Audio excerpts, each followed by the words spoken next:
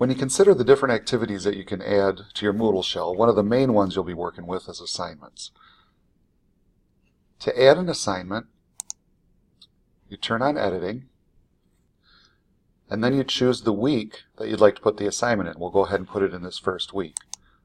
So I click the Add an Activity or Resource, and then I have all my list of options of activities that I can add, and I'm going to choose Assignment. And if you wonder what an activity does, remember it explains it over here what that activity is for.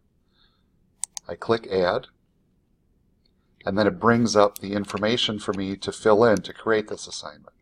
First thing I need to do is give it a name, so I'll just call this Assignment 1. In the description box is where I explain to the student what I need them to do. So I'm just going to paste in some text that I already had saved here.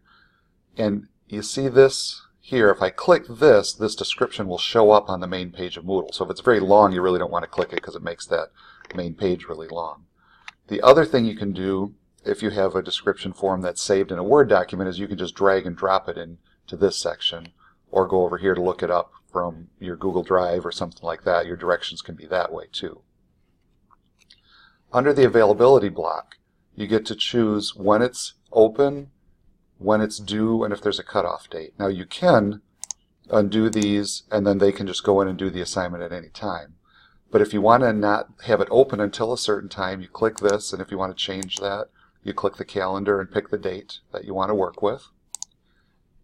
The due date is when this assignment is due, obviously, and with this date you can then decide, again with the calendar, when you want to do, and with the time.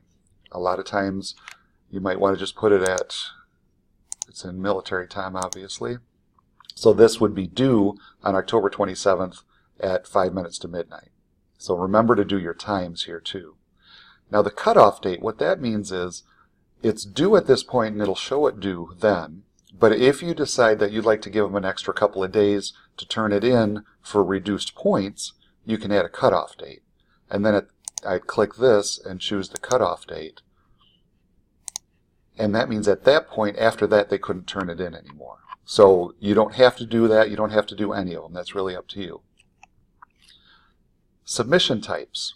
It defaults to the file submission, which means they can drag and drop, kind of like this box up here, or go here to enter from their Google Drive and so forth. They can do that kind of thing. The online, if you click that, what that does is it opens up a box where they can just type in right into the form that comes up. They can type their answer in if it's just kind of a short answer, sort of a thing that they're going to do. So you can have one or both of those, however you'd like to do that. Maximum number of uploaded files, depending on your assignment, you can choose to change that. If this is something where they're going to be uploading a PowerPoint or something longer, you might want to increase the size of how big that is that they can upload. The next thing that you want to be concerned with is the grade.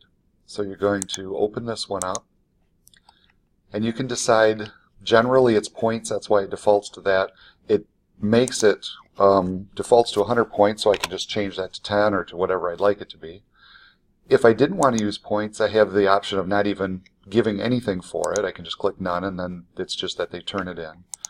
The other option is a scale, and then that opens up this box where I can do it as completed, pass, fail, different things like that. So you have different options for the scale. I'm going to leave it here as points, and this one's worth 10.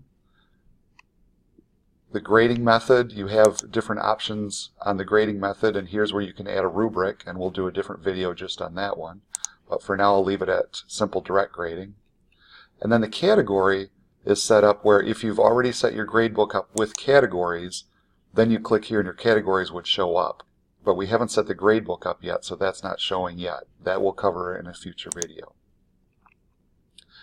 And then you just come down to the bottom and you save and return to the course. And now you'll see assignment 1 is in here under that week. If you want to click on it and see, it'll come up for them, the name of the assignment, here's their directions. And then when it's time for you to grade it, You can see I have 6 people in my course right now. Nobody has submitted anything, so there's none that need grading.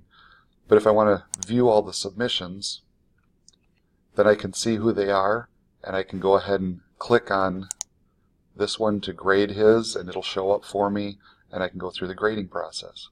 I can write in how many points out of 10 he gets.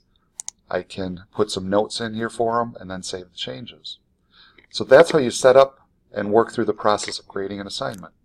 If you have any questions with this, feel free to fill out a help desk ticket, and we'll be sure to help you out. Have a great day.